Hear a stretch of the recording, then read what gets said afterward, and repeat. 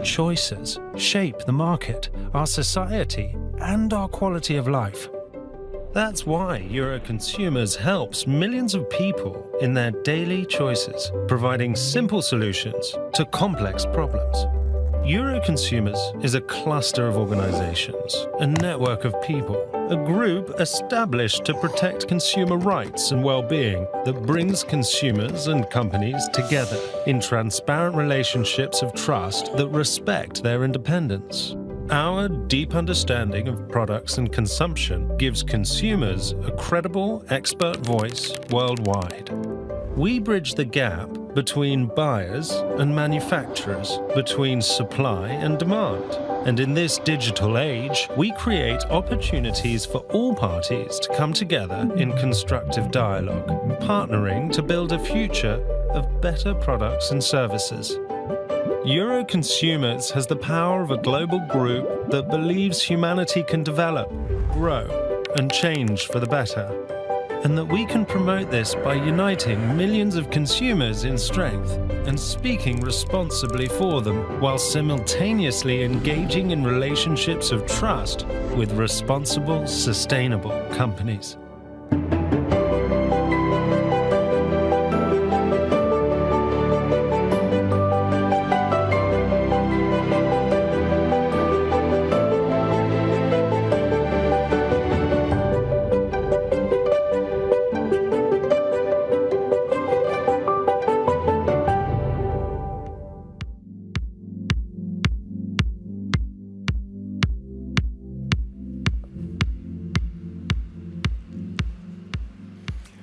An extremely good morning, ladies and gentlemen, and a warm welcome for the Euroconsumers International Forum 2024 here in our beautiful Brussels. I also extend that warm welcome to the many participants who are joining us remotely through live stream, so thanks for connecting remotely and being with us here today as well. My name is Philippe van den Abele. I am a scientist, an entrepreneur, a published author, but I'm also a professional keynote speaker and a freelance moderator. And in that capacity, I have the duty, but also the pleasure, of facilitating the different sessions here today in this truly wonderful Bibliothèque Solvay. Now, this library, the Bibliothèque Solvay, I'll have you know, is one of the crown jewels of the Belgian Art Nouveau and an important venue of debates. It is also the cradle of new knowledge, since the time when no one else than Albert Einstein was delivering his lectures on relativity theory right here. We are very proud to announce that this year's edition of the Euroconsumers Forum is organized under the patronage of Her Majesty the Queen and the patronage of the Federal Public Service for Economy. And of course, we gratefully acknowledge the support of our partners Google, Amazon and Ferrero. Now, again, as a moderator, I enjoyed the pleasure of being your master of ceremony for the Euroconsumers Forum, both in Lisbon in 2022 and last year in Rome.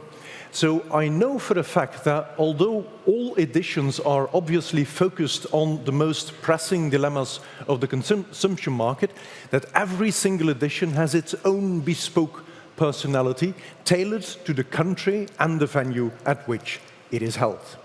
From the pioneering globalization process led by Portugal to the law and institutions of the Roman Republic and the Roman Empire, our forum always makes curious and pertinent parallels. Now, last year, Euroconsumers launched its new payoff: empower people, improve the market. And at the present edition here in Belgium, we want to deal with implementation strategies, so the real going into action. And talking about action, our ambience for today is based on one of the most beloved contributions of our country, of Belgium, to the world.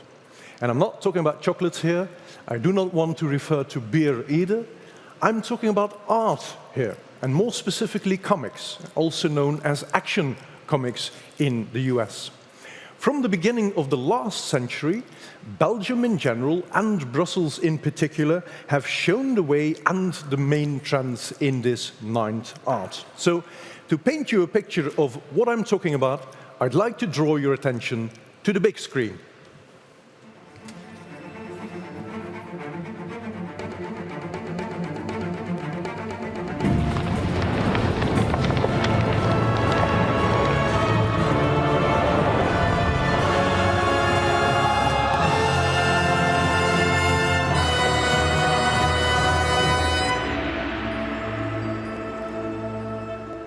Now, this is just the tip of the artistic iceberg that will support us today to absorb all the content that we will be throwing at you and also to unleash your own creative and entrepreneurial spirit. And we've cooked up a densely packed program for you today. So we're going to start with a plenary session. Then we will engage in thematic breakout sessions along 4 content verticals.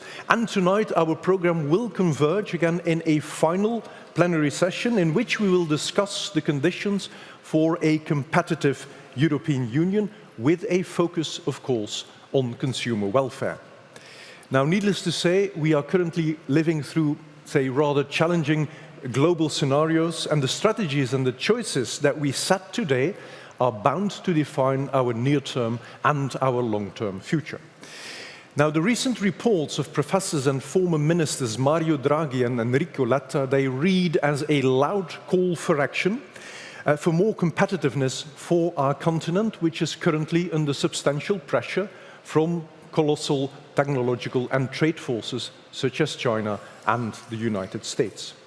So what better way to set the scene, to choose the tone and to formulate the ambitions for our Euroconsumers Forum than by listening to the man who is in charge of the group and who is harmonizing the many colors and flavors of the different countries and regions. So may you please warmly welcome your true host for today, the CEO of the Euroconsumers Group, Antonio Baljanas.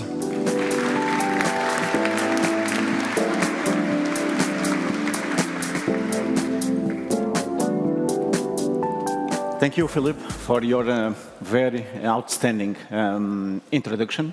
Ladies and gentlemen, good morning and be very welcome to the 2024 Euroconsumers Forum. So, after the successful editions that we have in Lisbon and then in Rome, that Philip, by the way, mentioned in a brilliant way, we are back to Brussels, a city that's not just the home of Belgian chocolate, also Belgian fries, but also, and above all, of art, innovation, and ambition. Brussels is where European institutions are located, and the global standards are somehow set.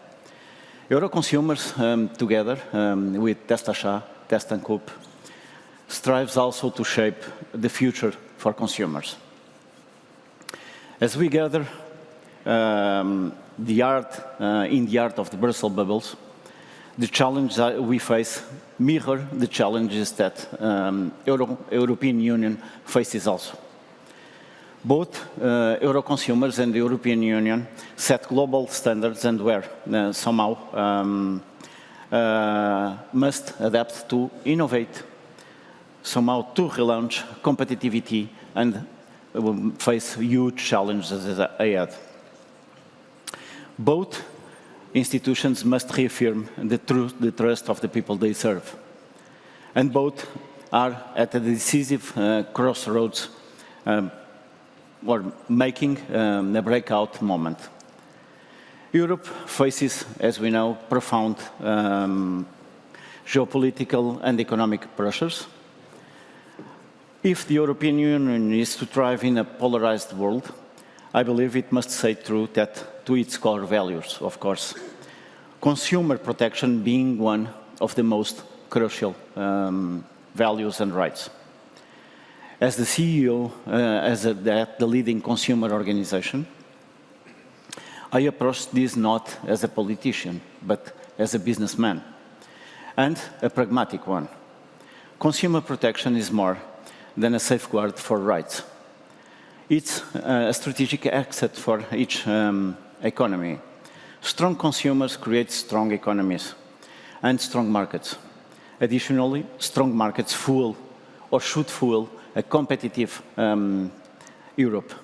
And Europe needs to regain its competitiveness again. At Euroconsumers, we are ready to lead this transformation. But let's be clear. As Europe reinvents itself, so our organization must do it.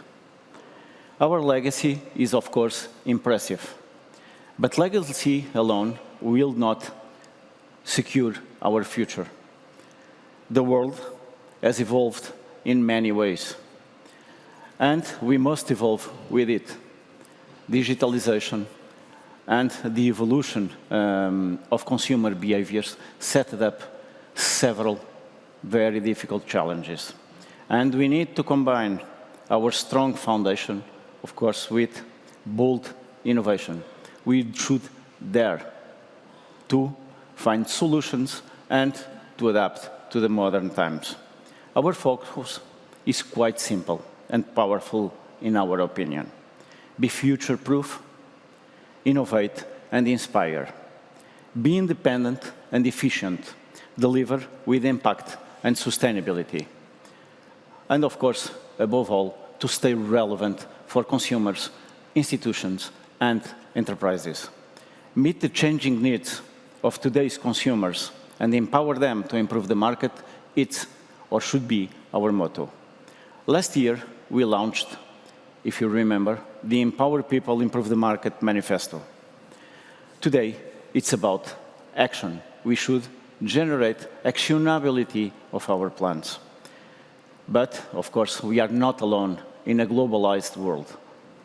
Collaboration is fundamental in a competitive world. At Euroconsumers, we have an incredible team of people, of individuals. The true superheroes of consumer empowerment is our team. We are also fortunate to have, of course, partners like BEUC, whose new General Director, Agustin Reina, will share his vision with us through a message previously recorded. Mostly important, we need you, policymakers, businesses, academics, advocates, consumers. This is a shared mission that we should address in a concerted way. Together, we can shape a future where empowered consumers drive innovation and progress. So, let's get started. Let today inspire action, and let's building a strong future together. Thank you, and enjoy the forum.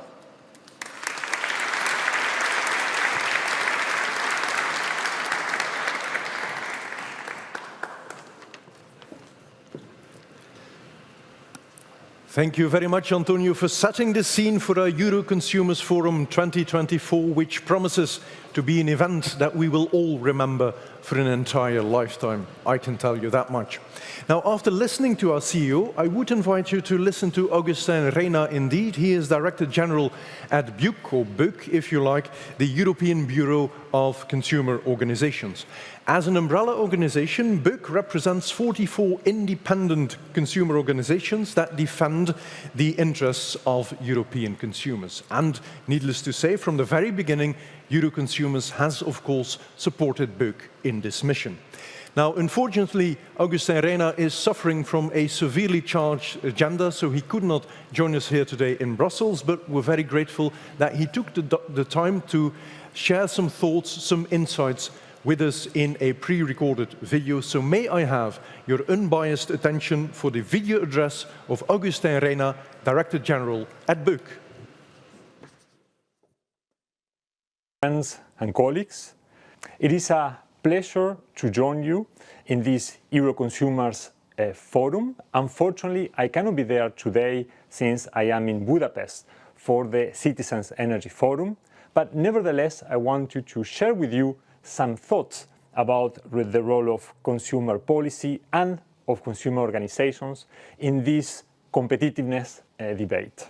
It is no news for all of us that Europe is facing unprecedented challenges. From the war in Ukraine to the competitive pressure that is coming from global markets, Europe needs to get its act together. And consumer policy plays an extremely important role here. When consumers feel that their rights are protected, when they feel empowered, they are likely to engage more with markets.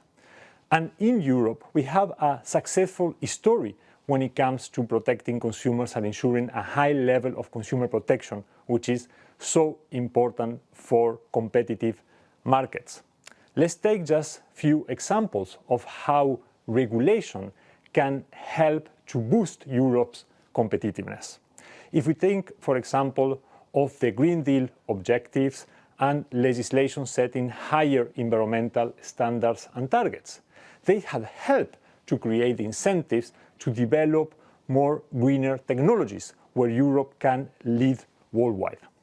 If we think about digital markets, let's take the case of the Digital Services Act or the Digital Markets Act, which has helped to cut dependencies from large big tech companies, allowing consumers and companies to meet each other without having to depend on these large enterprises. However, the job is not yet done. If we think, for example, of capital markets, this is an unfinished business. Consumers still find difficult to invest in capital markets, to invest in our European economy. And for that, we need to make sure that consumers are empowered so they can invest in EU companies, and that will create a more sustainable growth looking at the future.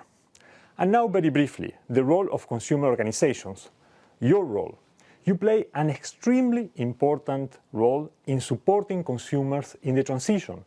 Thanks to you, consumers can get access to reliable and independent information about how to install a heat pump or how to endorse healthier and more sustainable diets. At the same time, consumer organizations play a watchdog role, making sure that companies respect the law. And that concerns businesses that operate in the EU, but also those outside the EU that are flooding our markets with unsafe products. So, to conclude, there is still a lot to be done. But one thing that is clear is that consumer policy and consumer organizations will play a fundamental role in ensuring that Europe can continue growing in a sustainable and in a fair manner. Thank you very much for your attention, and I wish you an excellent forum.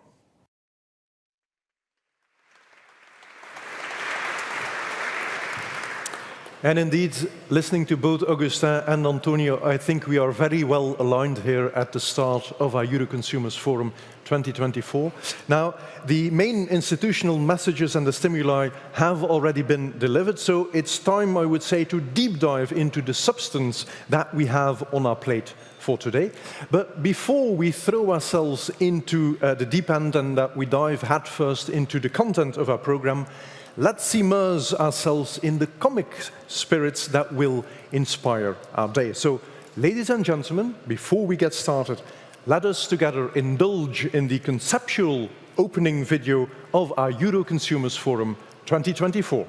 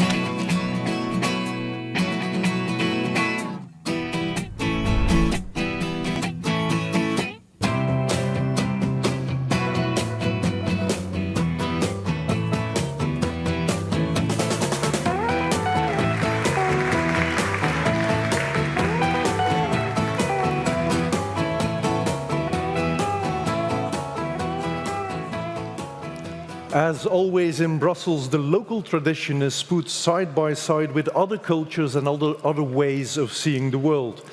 No one denies the pioneering role of Belgium and Brussels in comics, and both Belgium and Brussels also recognize the value and the contribution of comic artists from every tradition and every walk of life. And I think that has been very well reflected in this opening video that we've just seen. And since we're deeply embedded in this theme of comics today, we also have the pleasure and the honor to have with us the Euroconsumers Forum artist in residence, one of the leading cartoon artists of our time and of all times, for that matter. Marc de Roo, where are you? Marc de Roo is sitting on the front row here.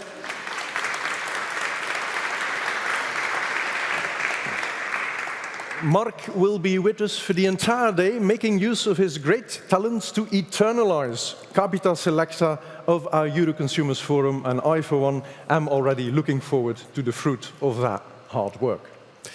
And now I would like to host this plenary session to walk you through our program for today. So again, we have 4 content verticals that will deal with digital scams, with the relationship between consumerism and sustainability, with artificial intelligence and empowerment of consumers, and with consumer and market empowerment for a sustainable future. So in addition to those 4 thematic breakout sessions, we will also welcome back the BEXT Awards, which is Euroconsumers Group recognition for the best products. We will be announcing and granting today the BEXT Awards in 3 macro categories. So there's value for money, eco-friendly, and reliability. And I can also already disclose that the BEXT Awards in their own right will also go into comics today. So we're going to shuffle a couple of chairs here right now because I'd like to engage in a short panel discussion or a debate. So we'll have, I would say, 5 chairs that will join me here on stage. Whilst we are mobilizing those chairs, may I also invite our colleagues to join me on stage. So I invite Jean-Philippe Ducard, who is Manager of Public Affairs and Media Relations at Testacha, alongside 4 colleagues of Euroconsumers. So there's Els Bruggeman, who is our Head of Policy and Enforcement. I have Marco Cialdoni, who's Head of Litigation and Academic Outreach. Luisa Crisi Giovanni is our Program Manager for European Fundraising, and Michele Cavuoti is the Group Product Manager for Line C. I would like to invite them on stage, and I also call our technical team or our support team to maybe mobilize a couple of chairs here so that we can engage into, say, a panel discussion. I have Els already joining me, Marco, Michele, Jean-Philippe, and Luisa.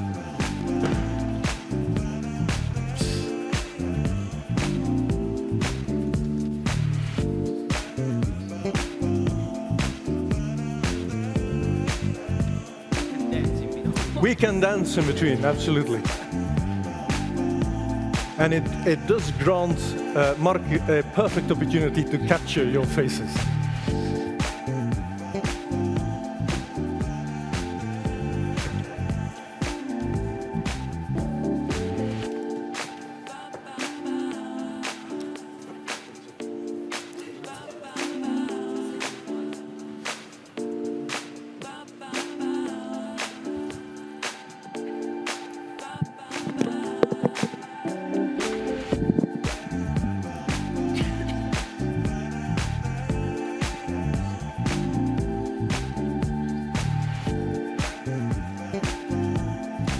I'm sure we can swap mics if need be. So thanks a lot for joining me on stage. I, for one, am absolutely looking forward to what this Euroconsumers Forum has in store for us. I'd like to listen and learn from you because you'll all be hosting one of the thematic breakout sessions. Michele, you'll be in charge of the BEXT Awards. So I'd like to listen and learn from you what this program will be, what you have cooked up in your sessions. I'd like to start with you, maybe, Jean-Philippe. You will be hosting a thematic session on consumerism versus sustainability.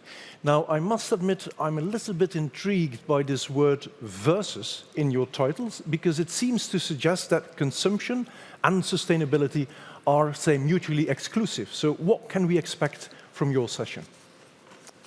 First of all, good morning and welcome in Brussels. Welcome. Testasha is the right partner for our consumers to host you and to invite you today and to invite you to different workshops. And a very interesting one is the workshop organized by Testasha Test & Coop, will be moderated by Laura Kleiss and Julie Frère, or spoke woman. That's already one interesting thing, that we have women and that we have girl power in this workshop. And the workshop is not, so consumer is not exclusive of sustainability, not at all, but we have to challenge this. We have to know more about the role of each stakeholder, role of the consumers, role of the consumer organizations, and role of authorities. So that will be the topics that we discuss today in this workshop. And a few questions about it's do we need less or more regulations? Do we need or more means, more power for the consumer organizations? And maybe one interesting thing that each organization in Europe, consumer organization in Europe, can approach, it's about the price. So consumerism, it's always getting for the best price or the best buy, as we know in our organizations, but really we have to take care about the price, and money is in the center of it. So that's the bit provocative title of the workshop, Consumers versus Sustainability. Maybe the price will be also at the center of the debate of this morning. So you are really welcome to this workshop. With a thought-provoking program, so looking forward to that. Thanks, Jean-Philippe. Els, you seem to be organizing some kind of self-help group. At least that's what I take from the title of your session, From Setback to Comeback, Empowering Scam Survivors. So who have you invited for this intriguing workshop, and what can we expect? Well, I believe. yes. Yeah. Now, since it's a self-help group, I want to start with a little test and also wake you up. It's still early in the morning. And raise hands. Who in this room has experienced or has noticed a scam in the last couple of years? Raise your hands. Come on, don't be shy. Great. It's nothing to be ashamed of. It also shows you're not very special, because you're one of the 92% of consumers that has experienced a scam in the past 2 years.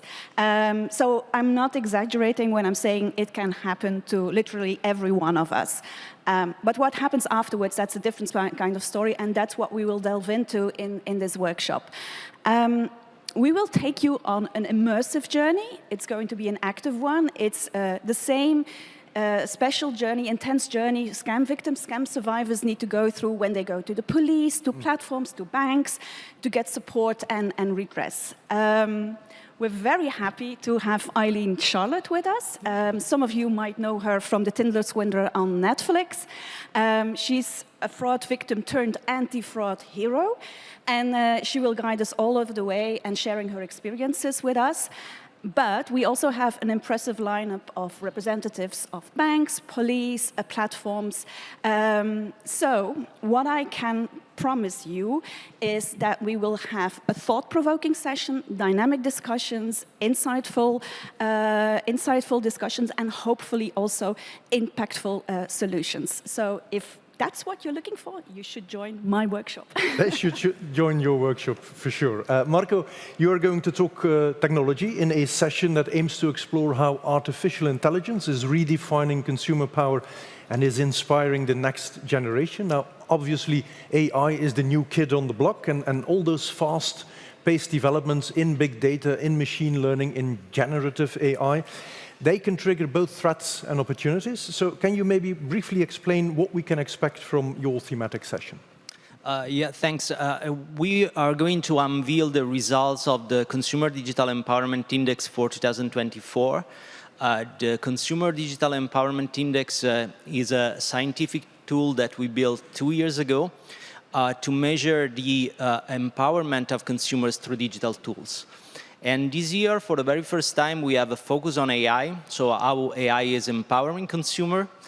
And I mean, I don't want to spoil the results you will see in the afternoon, but are really interesting data coming from the index. So a lot of lessons that we can learn out of that.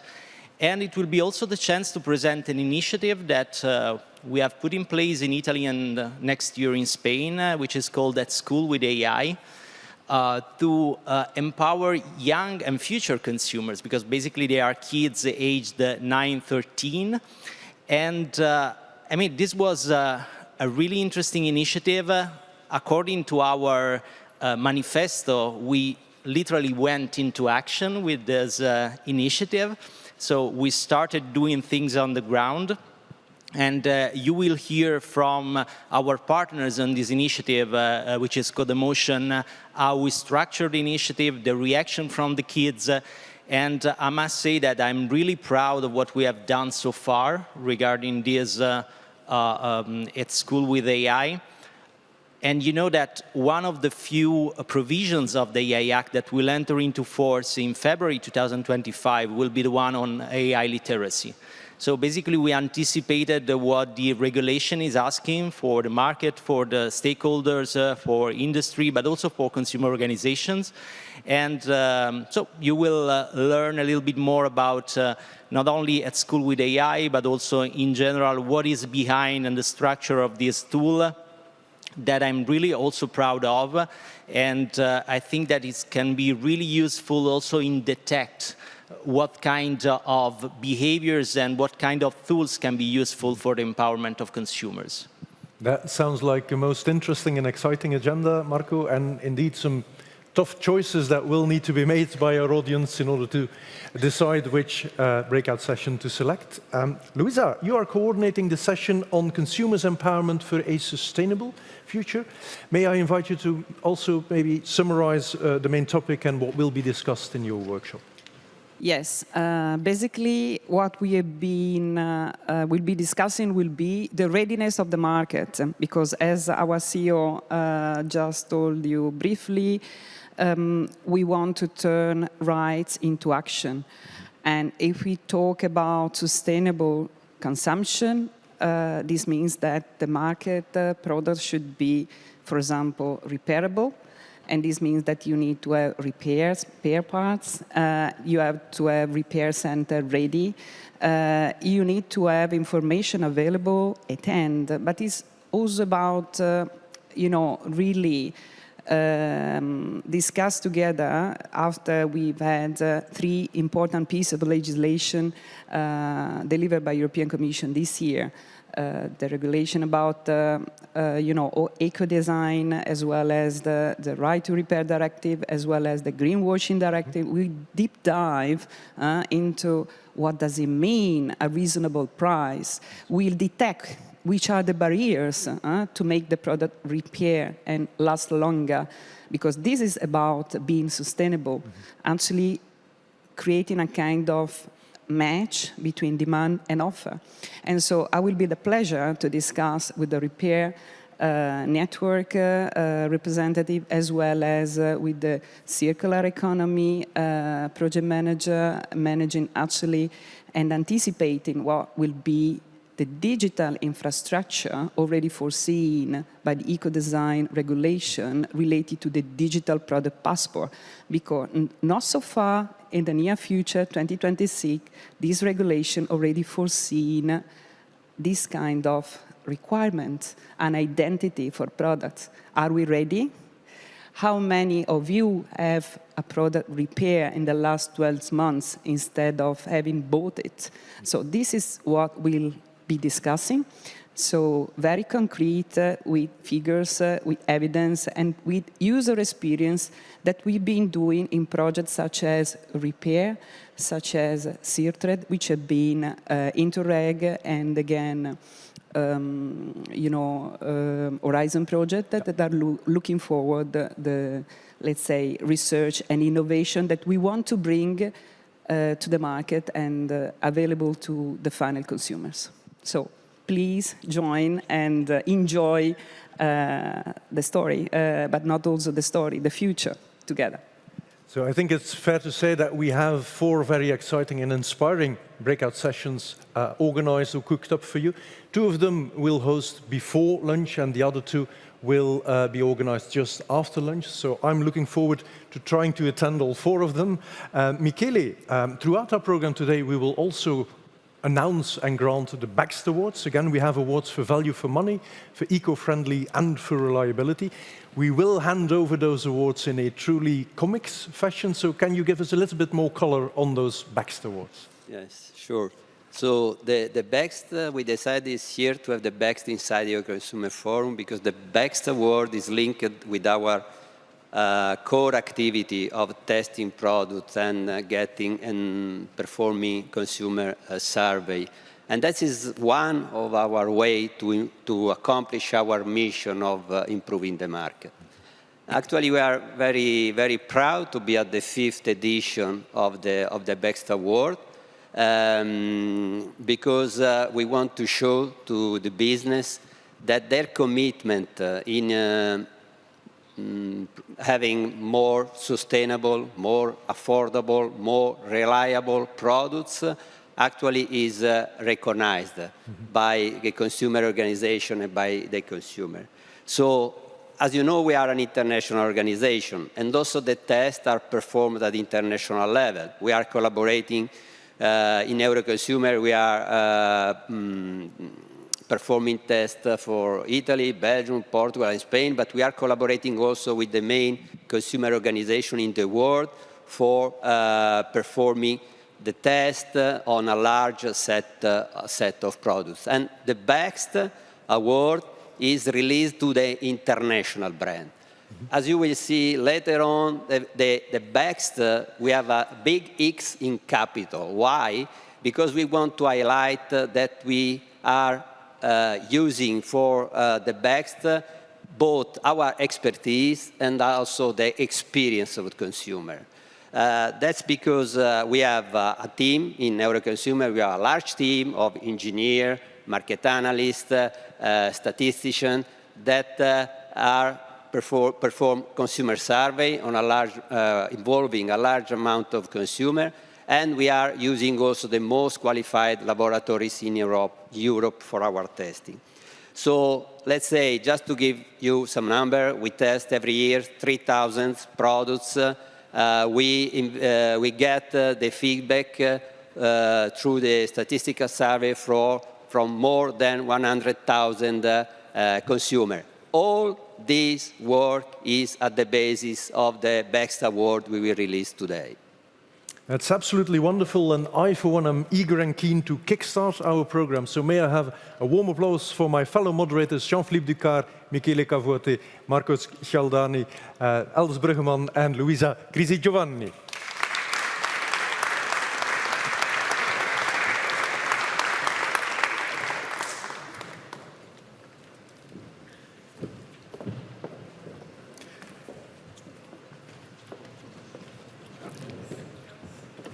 And Michele already gave us a sneak preview of what we have up our sleeves for the BEXT Awards. I am already looking forward to announcing and to disclosing the winners, Michele. I must admit, I'm also a little bit curious to discover the new look and feel of those BEXT Awards. So let's find out how the BEXT Awards look like in a comics fashion.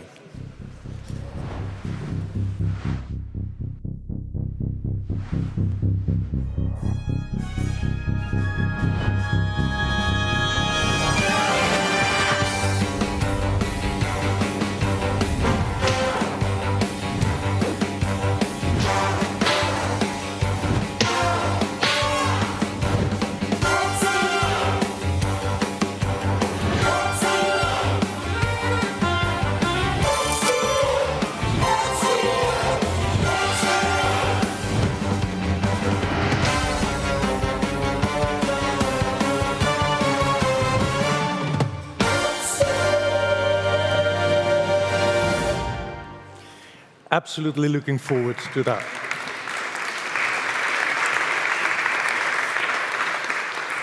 Now, today's forum is centered around Euroconsumers' mission to empower people and improve the market and making it real, going into action.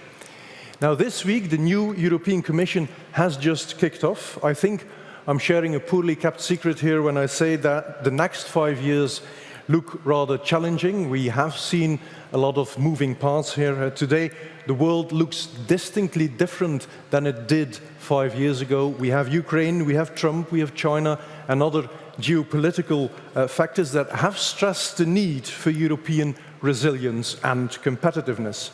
Some even say that Europe is divided, is old or even obsolete. So to discuss the challenges and to explore the potential avenues moving forward, I am delighted that I have the opportunity to introduce a strategic professional from the regulatory field who is fighting tirelessly for consumer rights in the European Union. DJ Just of the European Union is the natural partner of consumer organizations to empower and protect EU citizens, and we are honored that we have with us today their Director for Consumer Policy. May you warmly welcome Isabelle Pérignon.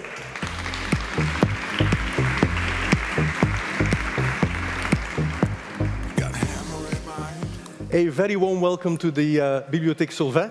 Isabelle, we're grateful that we have the opportunity to pick your brain here on the many challenges that we are facing, the turbulent times that we are currently living through. Maybe for starters, this tagline of Euroconsumers and the theme of our forum, it reads, "Empower people, improve the market." How relevant do you think that this mission is at this very day? It's extremely relevant, and I would say more relevant than ever, because we need, and that corresponds really to our vision as well for us, regulators really at EU level, that we need really to give the tools to inform the consumers, to give them the ability to go through, they go in a shop or they go online and then they buy the products, but having all the information, the knowledge, and being able to know which the products they buy or what are the services they get. And this empowerment really of consumers is something that we need to push, to help. For example, that's what we did last year when we had the green the empowerment of consumers, so the consumers that could buy green products because they know they have the information. And we need also to give them the power to act. That's why next year, 2025, will be very important because we will have more and more qualified entities who could help consumers then to be together and to launch some collective action, class actions. Like we had in the US, we'll have this redress action like next year. So that's really something that is good because the consumers will be able to be more empowered, and then it will have really an impact on the market. That's really the vision that we have as well for the Europe. Yeah, and a theme, as you said, which is more relevant ever than today, empowering people, improving the market.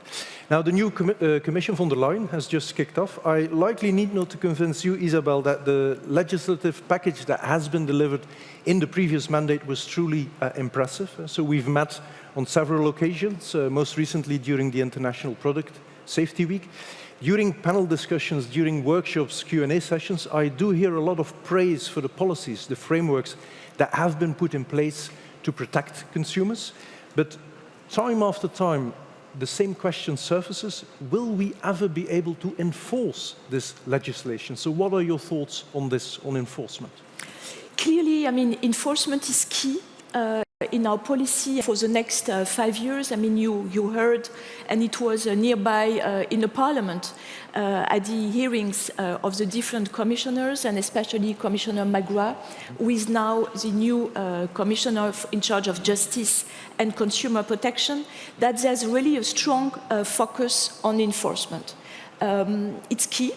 You were saying that you heard people praising the legislation, but I also hear a lot of critics about all the legislation that was adopted. And I think now the focus is really on enforcing what we have, because we have really good tools, but we need really to be credible and to make these rules be usable and to use them. Yeah. And for example, concretely, we had, together with colleagues working on the DSA, so the Digital Services Act, we launched on the 31st of October an action against Temu.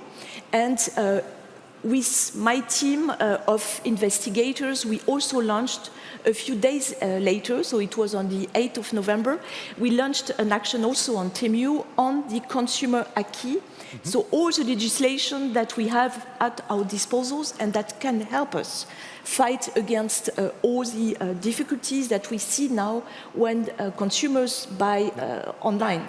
And we think that priority given to enforcement is key, but of course we need to make it work even better, because we see that we have colleagues working on the platforms, from the consumer angle, but we have also other tools, and what is important, that's really a complementarity between these enforcement actions, and that we are able to help the national consumer authorities, because, as you know, it's the national authorities in all the 27 member states who have really these enforcement powers.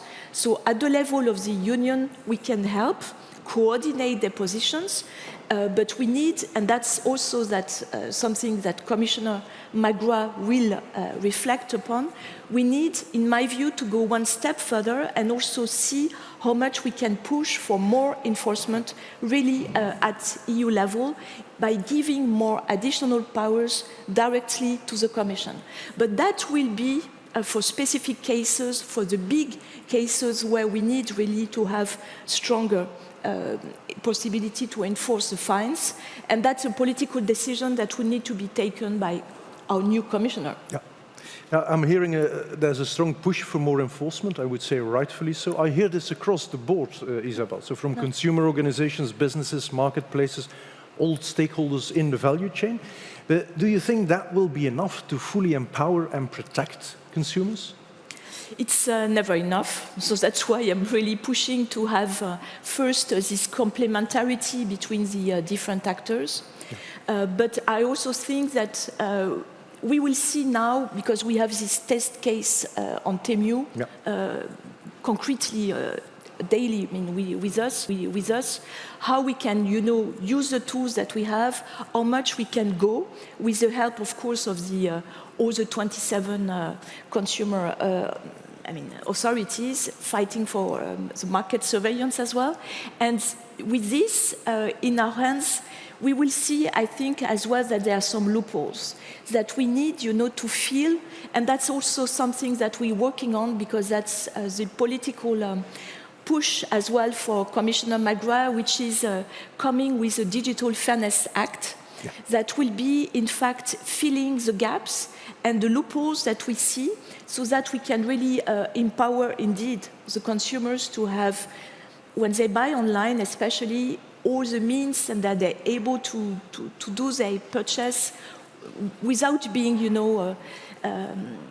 influenced by dark patterns or by personalized advertising, in a way that it influences really their decisions in an unfair manner. So that's the Digital Fairness Act that we will also come forward. We are discussing this politically with Commissioner Magua, but together with first enforcement and then the Digital Fairness Act, I think we will be better equipped.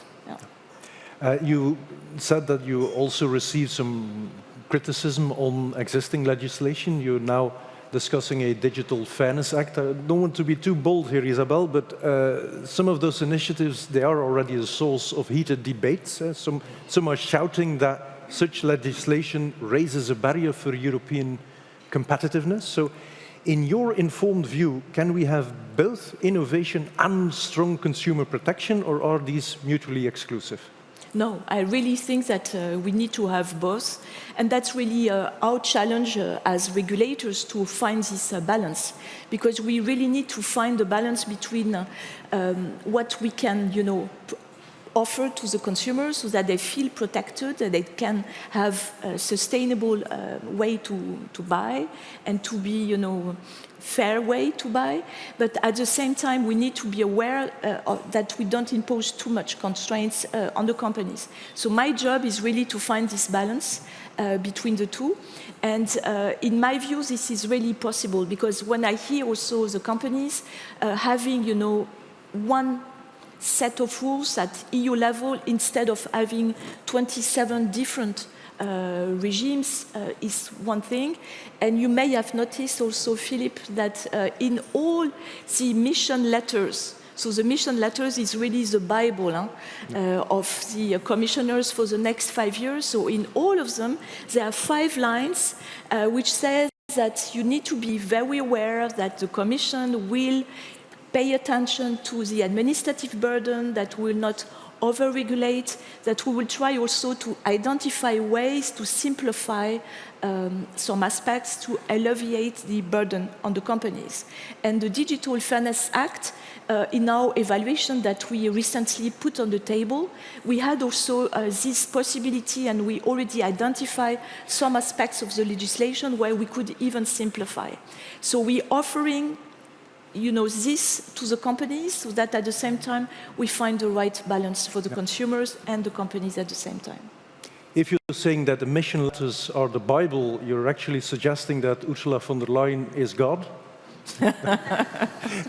Maybe, but I'm sure we have a Bible here as well in the library. Absolutely.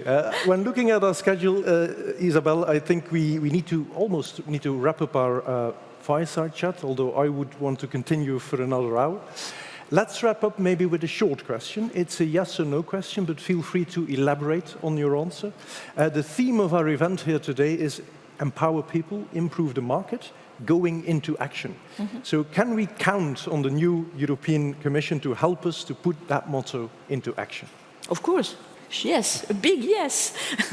We are all, it's consumer policy is really a top priority for the 5 years. You saw that there's a strong vision for having more competitiveness in Europe. It's key. We all here together, to build really a stronger single market together. And consumer policy needs to be extremely strong, so you can really count on my motivation. Yeah. Wonderful. That's a crystal clear vote of confidence. Thanks a lot for your unwavering support. Isabelle Perrignon, ladies and gentlemen.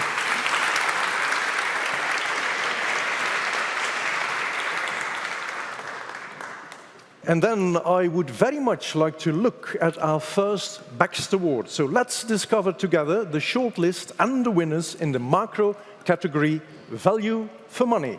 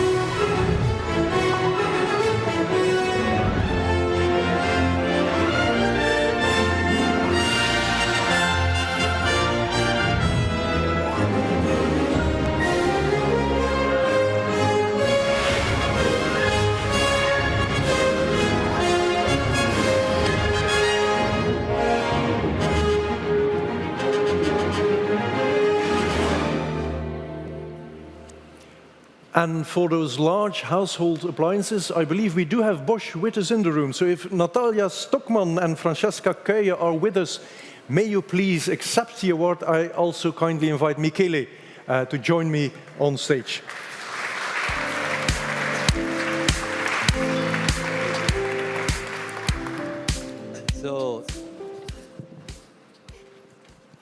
Just a word about this category, value for money. Well, as I said, we assess the quality of hundreds of products, but in this specific category, we make also a ratio between quality and price, and the price of the product in the first 90 days they are on the market.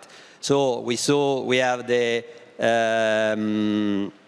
high-tech. For the high-tech, we considered there's a smartphone and wearable, and we congratulate also Samsung for winning. And for large household appliances, we consider washing machine, tumble dryers, dishwasher.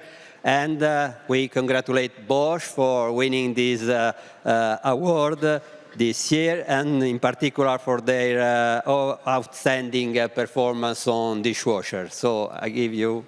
Yes.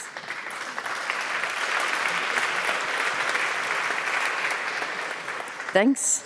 We really, I'm representing our company, BSH, together with Francesca. I work for headquarters in test management, and she's working for BSH in Belgium. So we are really honored with this nice appreciation of your organization. We really trust in all the tests you are all doing. Independent testing is very important to our company, and we like to build for the consumers very nice products, and also that we can be sure that the consumers have value for money. One of the main ideas of Bosch was with the start of the company was that we can make also models on all price levels, so it's accessible for all consumers, all class of consumers. So we are really glad and delighted that by an independent organization like Euroconsumers, you also appreciate it, and that not only the consumer organizations appreciate us, but also the consumer in your surveys in all the countries. So I'm representing also my colleagues of test management of Spain, Italy, and Portugal here. So thanks a lot. We are really grateful. Thank you, Natalie.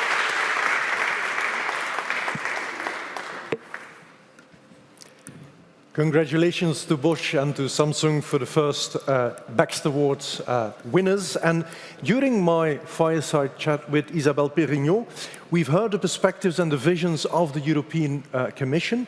Now I would like to listen to and learn from the market.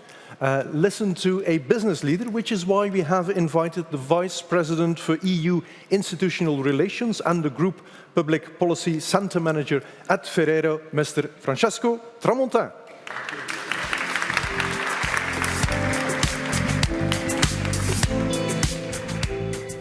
So, I don't think Ferrero has done this a lot. Can you hear me here? Yes. Much better.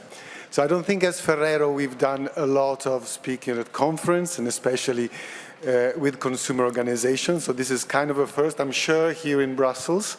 And thank you, Els and Marco, because you've been the contact point between our companies and Euroconsumers. We are a notoriously shy company, so before we get into Q&A, I said let's do a little bit of speed dating with Ferrero, get to know us a little bit more. So who has ever tasted a Ferrero product? Who has ever engaged and talked with a Ferrero public affairs person before? I mean, I know there are some, but not many. But this is the value of what we are doing today. Again, as said, it's new for the company, and it's new for some reason I'll try to explain you now, and then we'll get to chat with Philippe. I could give you the corporate presentation of Ferrero. We are the third largest world confectionery company. Our products are sold in 170 countries, and we are today a business of 47,000 people, and we have hazelnut agriculture companies with plantations around the world and integrated supply chain. This is part of it. This is how your average multinational will present itself. Yet we are and want to remain an Italian family-owned business. So Giovanni Ferrero, our executive chairman, still leads the company and still promotes the legacy of his father and his grandfather who invented this unique company. And I focus on the word unique because this is what we are in spite of the big numbers. We are a set of products, sweet products, that have been invented by people of Ferrero, and they are unique. And this is what we promote and defend when we need to do it. So I'll just give an example. So Nutella was invented 60 years ago, so that was 1964. It was the first ever chocolate spread. It was born out of trials and almost mistakes, and it was an incredible success, you know. Kinder chocolate in 1968, again, unique chocolate. Michele Ferrero used to say, if the products are easy to make, don't do it. Make it hard, and then I'll explain you why. Kinder Surprise, that was 50 years ago in 1974, taking inspiration for Easter eggs, but then making them available and bringing joy all year round. Again, very complex to make. I mean, we have our own toy company that design all the toys that are inside Kinder Chocolate. And for example, Ferrero Rocher, you have some of them upstairs. The first praline you could find in the shop, individually wrapped, and with a little tray. Again, things that at the time that was 1982 were extremely complex to make. And all Ferrero legacy products are like that. They are unique, and they basically created categories on their own. Again, Michele Ferrero said, make it difficult to make, be the first, and then there's another secret I'll tell you afterwards. So by the time your competitor catch up, the category is all yours. And that's a unique way of conceiving the way you do business, is a unique way to conceiving the way you market our products. That's different from everyone else. I mean, there's other companies like us that are based on innovation and invention, but again, it's very different from just those normal numbers you hear on marketing, sales, and employees of products. Now, I tell you about a third secret, and I think that third secret is something in a conversation with Marco that inspired this intervention today. And this was given, basically, Michele Ferrero, back to being a shy company, gave only one interview. I don't remember exact the date. It was an Italian journalist, and at the condition that interview would have been published only after his death, because he said, I'm really not about promoting the company that way. And he said something that he used to say inside the company. He said, and I'm reading it, said, my secret is always doing things differently, having faith, staying committed, and putting Valeria first every day. And he used to say it internally as well, saying, I'm not your boss. Valeria is your boss. And people were asking, who is Valeria? I say, Valeria controls everything. She's the CEO who determines the success or failure. You must respect and understand her, never betray her. And he said, Valeria is the everyday shopper. He is the mother that buys our products and deciding our market fate. She chooses what to buy. She makes Walmart the biggest retailer in the world. And if she changes her mind and stops buying from you without warning, your business is finished. Which, at the end of the day, is something a consumer organization could say. And he kept on saying, don't listen to me, listen to Valeria, we are in this together. So with this, I'll try to give you a glimpse of what's the thinking inside of Ferrero. I hope I could transmit something, and Philippe, I'm all yours.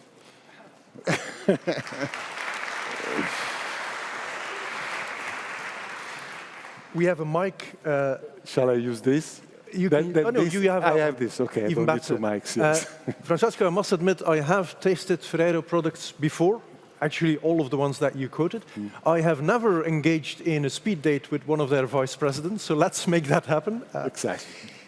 I have a couple of questions for you after your address, what you said, and the secrets that you shared. First and foremost, and I think this is one of the themes that is resonating through our audience and our conference here today, we are living through turbulent times. We see a lot of moving parts. So how does a company such as Ferrero adapt its policies and its marketing strategies to changes in the external environment? I'll try to make it simple. So there's a lot we don't change. I mean, we are definitely very much involved in marketing and in communicating our products, But back to what I was saying before, is the uniqueness that defines us. And the uniqueness comes with loyalty of the consumers who search reassurance about what our products are and the role they play. So in that sense, we are trying not to change the way we communicate and market, and we're definitely changing very little in our products. Yet, the Valeria of Mr. Ferrero today, I mean, what was pictured as the mother buying sweets for the kids, today is a much more multifaceted type of person. And in that sense, we kind of need to start an outside-in process where we help a much bigger Ferrero than what Mr. Michele Ferrero was dealing with, adapt to those things. And that's the role of people like us in the company. That's why we need to engage more, we need to talk more. So this is the way we deal with it. So you have the stamina to stick to your guns, to keep Exactly. We try not to get overwhelmed by the complexity, but focusing on La Valeria. Okay. Now, we do have a new European Commission that has just kicked off. We have a new incoming president in the United States beginning of next year. So what changes do you expect, considering the new political landscape, let's say, with, I would say, less centrist politicians and policymakers and the corresponding changing coalitions? Yeah, so it's, as you say, it's a very different dynamic. We just a little bit the taste of it. I mean, we had a very early dossier that we care very much about, which we're not expecting to engage. I don't know for any of you follow the European deforestation regulation debate, which kind of tested a little bit some of the balances. So I think we start seeing what will happen. As you say, much more polarized, much less clear direction in the way we pass our message. So I have two things I'm taking home from them. The first of all regards the space that food will occupy in this context, which is very much uncertain. So we have a new commissioner for agriculture and food, which calls for a renewed focus on the sector, which is the second largest manufacturing sector in Europe, an attention that we don't see. Okay. So we are stuck between agriculture interest in a way, which we care about, that's where we get our ingredients, and the consumer policy, where Valeria sits, and we are very much the link. We are waiting to see what will happen there. This is one thing, sorry, and I'll be very quick. Then there's a second dynamic to navigate that is, I was saying, coalitions are not the same anymore. Group or interest are not the same anymore. We need to engage differently, and we have very few of these platforms that allow to do that in a truly multi-stakeholder manner.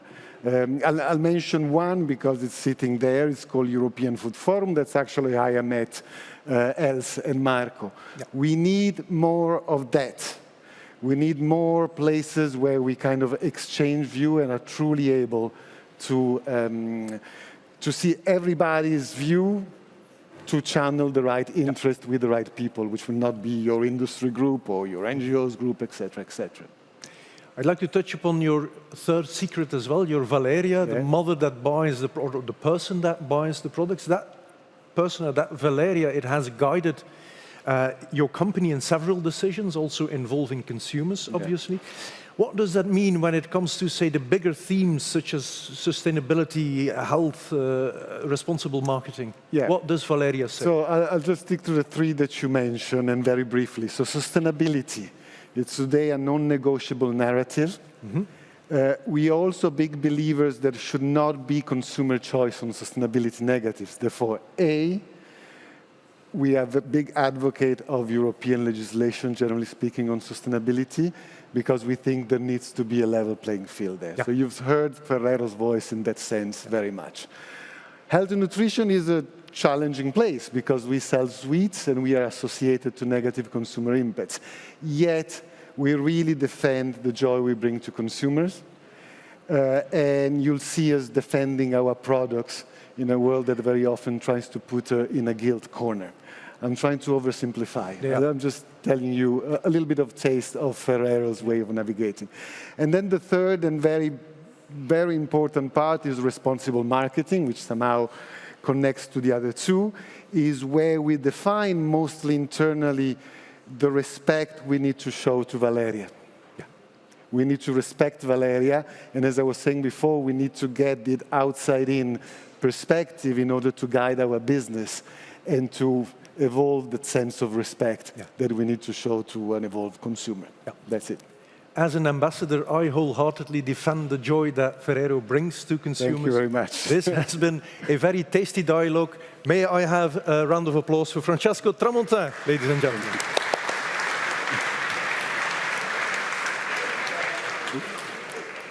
And we're going to take a very short coffee break. So we have some coffees which will be served upside at the first stage there.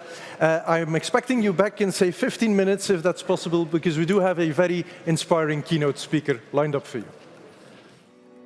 Gravity's holding me back. I want you to hold up the palm of your hand. Why don't we leave it at that? Nothing to say when everything's gets in the way. Seems you cannot be replaced, and I am the one who will stay. In this world, it's just ours. You know it's not the same as it was. In this world, it's just ours. You know it's not the same. Answer the phone. Hurry, you're no good alone. Why are you sitting at home on the floor? What kind of bill are you on? Ringing the bell, and nobody's coming to help. Your daddy lives by himself. He just wants to know that you're well. In this world, it's just ours. You know it's not the same as it was. In this world, it's just ours. You know it's not the same as it was. As it was.